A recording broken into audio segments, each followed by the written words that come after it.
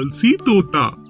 एक पेड़ पर दो तोते रहते थे, किट्टू और मिट्ठू। एक बहुत आलसी और दूसरा बहुत ही समझदार था।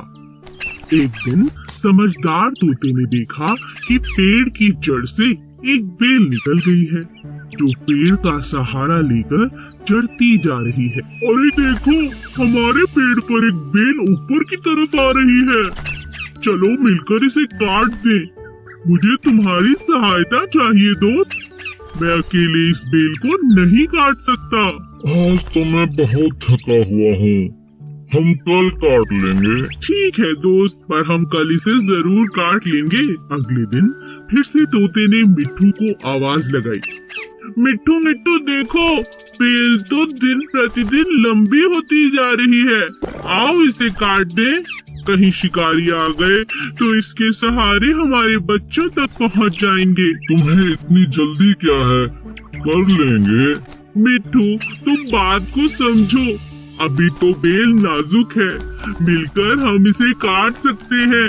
अगर ये सख्त हो गई तो इसे काटना बहुत मुश्किल होगा। ऐसा करते करते कई दिन निकल गए और बेल पक्की हो गई। तोता रोज मिट्ठू को आवाज लगाता, लेकिन मिट्ठू कोई ना कोई बहाना बनाकर टाल देता। किट्टू तोता अपने बच्चों को लेकर दूसरे एक ऊंचे पेड़ पर जाने को मजबूर हो गया, क्योंकि उसे पता था कि मजबूत बेल के सहारे कभी भी शिकारी आकर उसके बच्चे ले जा सकते हैं। मिट्टू, मैं अपने बच्चों के साथ दूसरे एक ऊंचे पेड़ पर रहने जा रहा हूँ। क्या तुम भी चलोगे? यहाँ रहना सुरक्षित नहीं है। तोता आलसी होने की वजह से हर काम कल पर टालता रहा। इसी तरह एक दिन जब शिकारियों की नजर मिट्ठू के बच्चों पर पड़ी, तो उन्होंने मजबूत बेल पर चढ़कर मिट्ठू के बच्चों को उठा लिया। अंत में मिट्ठू को अपने आलसीपन के कारण बहुत पछताना पड़ा। एक जंगल में एक बहुत ही खतरनाक शेर रहता था। क्योंकि वह जंगल का राजा था, इसीलिए वो कभी भी किसी को भी खा जाता। एक दिन जब राजा अपनी गुफा में आराम कर रहा था, तभी एक छोटे से चूहे की नजर शेर पर पड़ी। अरे वाह, इतना बड़ा शरीर, इतने बड़े बड़े पंजे, इनके तो दांत भी बहुत नुकीले लग रहे हैं। शेर राजा जी का तो कोई मुकाबला नहीं कर सकता। तभी सब जानवर इनसे इतना डरते हैं। चलो गुफा में अंदर चल के देखता हूँ। जैसे ही चूहा शेर के पास पहुंचा, अचानक शेर की आंख खुल गई और उसने चूहे को दबोच लिया। अरे वाह, आज तो भोजन खुद चलकर मेरे पास आ गया, मजा आ गया। मुझे माफ कर दो राजा जी, मैं तो गलती से आपके पास आ गया। मुझे खाकर तो आपकी भूख भी नहीं मिटेगी। हो सकता है मैं आपके कभी काम भी आ जाऊं। चूहे की ये बात सुनकर राजा के मन में दया आ गई और उसने कहा, ठीक है, वैसे भी मेरा पेट आज बहुत भरा हुआ है। जाओ, मैं आज तुम्हें छोड़ता हूँ, लेकिन दोबारा ऐसी गलती मत करना। और इस तरह चूहे की राजा ने जान बख्श दी। एक दिन राजा शेर भोजन की तलाश में नदी किनारे पहुंचा। वहाँ उसे शिकारियों ने अपने जाल में फंसा लिया। गुस्से में आकर शेर जोर जोर से दहाड़ने लगा। ये तो राजा जी की आवाज है। लगता है हमारे राजा किसी मुसीबत में है। चलो उनकी रक्षा करते हैं। चूहे ने जब शेर को जाल में फंसा देखा, तो अपने दोस्तों के साथ तुरंत जाल को काट दिया और अपने राजा की जान को बचा लिया। शेर को खुला पाकर शिकारी भी भाग खड़े हुए। उस दिन के बाद से शेर और चूहा अच्छे मित्र बन गए।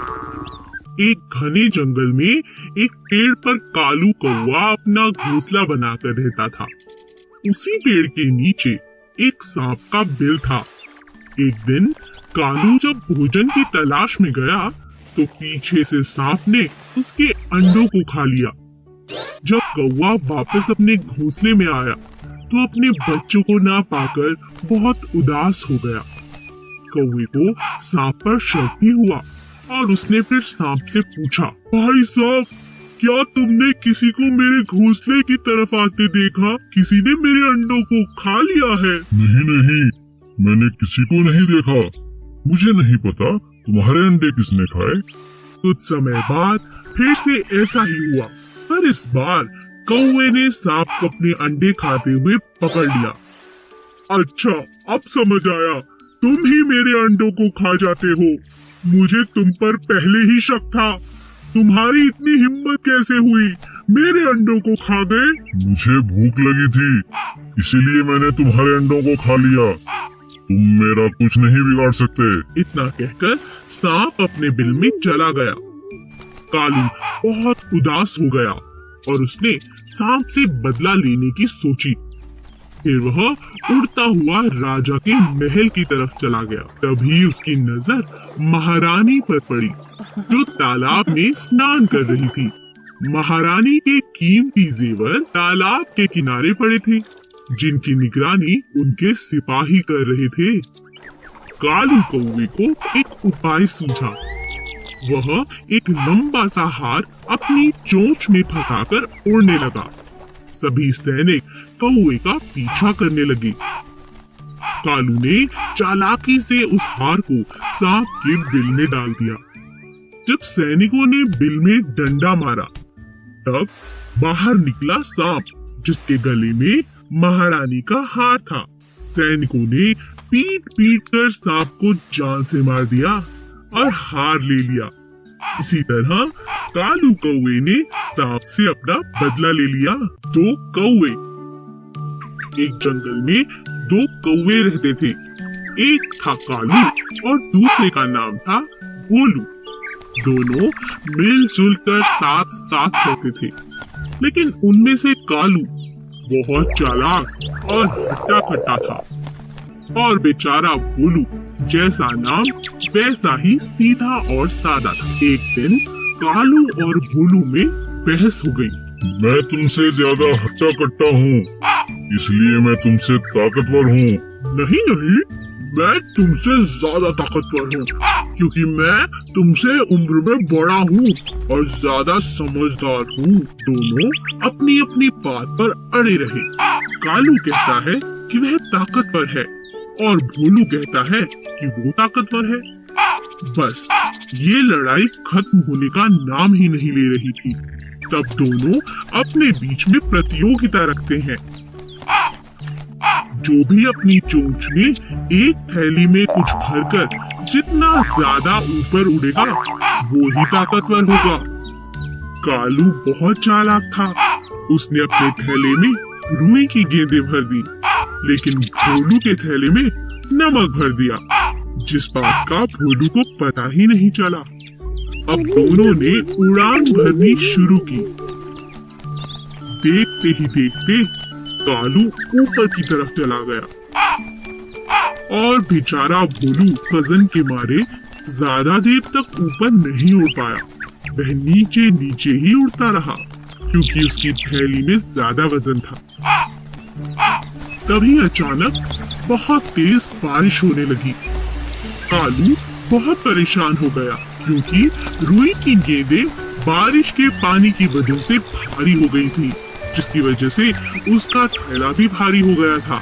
उसे उड़ने में बहुत परेशानी होने लगी। लेकिन भोलू को बारिश अच्छी लगने लगी, क्योंकि बारिश के कारण उसका थैला अब हल्का हो गया था, क्योंकि बारिश के कारण उसके थैले में रखा नमक घुलने लगा था।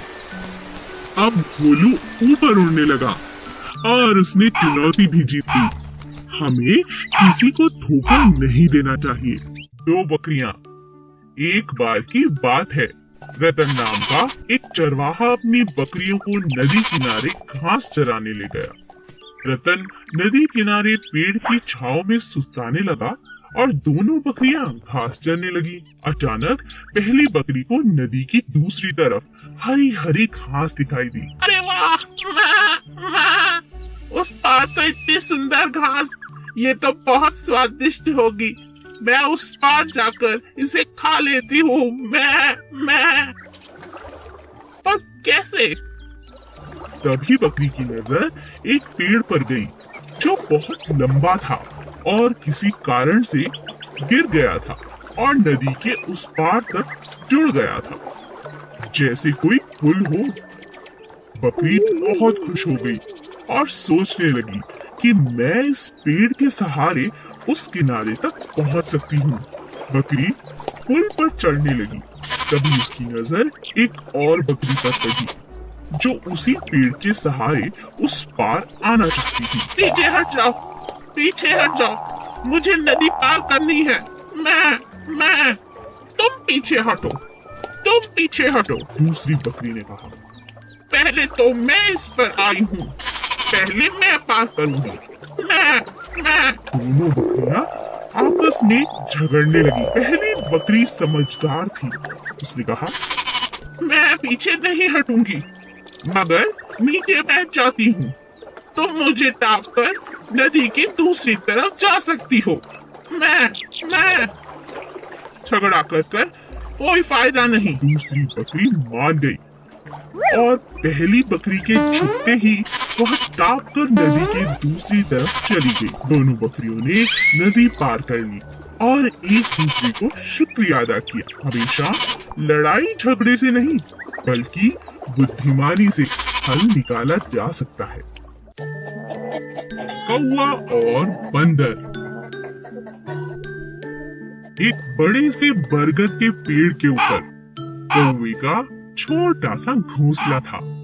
वह अपने परिवार के साथ वहां रहता था। वह बहुत समझदार और मेहनती था, पर उसमें एक कमी भी थी। वह बिना वजह सबको सलाह देता, जो कभी किसी को पसंद नहीं आती थी, और इसी बात का उसे बहुत नुकसान उठाना पड़ता था। एक दिन जंगल में बहुत बरसात हुई। सभी जानवर अपने अपने घरों में जाकर छिप गए,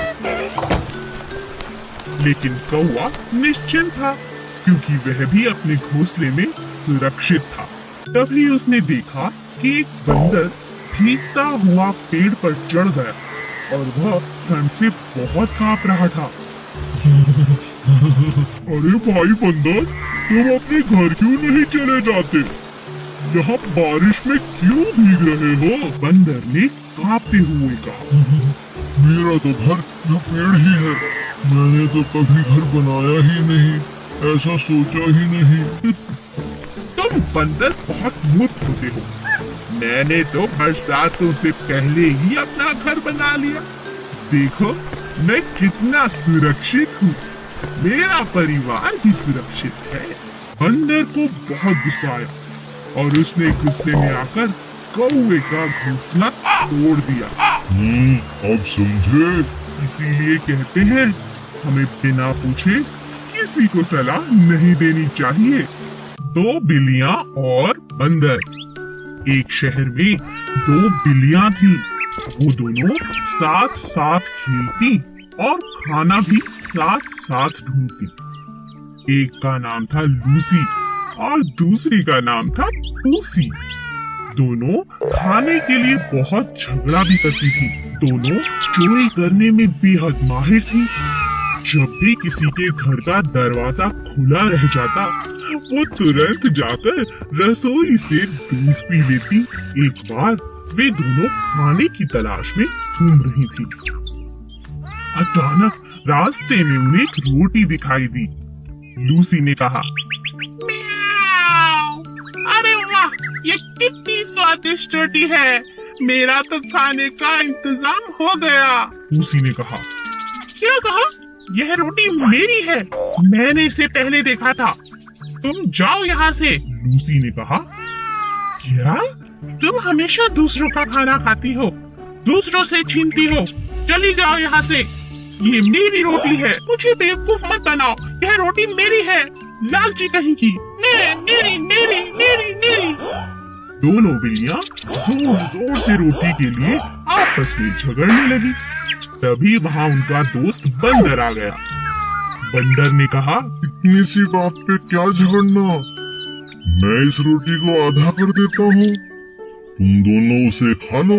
हाँ बंदर, हमारी बहुत मदद हो जाएगी, ये तो मुझसे हमेशा लड़ती रहती है। लो, हो गए रोटी के 2 टुकड़े। नहीं नहीं, इसमें एक छोटा है। लाओ, मैं अभी बराबर कर देता हूँ। अरे ये अभी भी छोटा है। लाओ, मैं फिर बराबर कर देता हूँ। बस इसी तरह चालाक बंदर ने थोड़ा थोड़ा करके पूरी रोटी को खा लिया और दोनों बिल्लियां यह देखकर सर पकड़ने लगी। अरे ये हमने क्या किया, ये चालाक बंदर तो हमारी रोटी खा गया। ठीक ही कहा है किसी ने, झगड़ा करने से कुछ नहीं होगा, इससे अच्छा तो हम दोनों बांट कर इस रोटी को खा लेते, है ना पूसी? हाँ हाँ लूसी। Please subscribe.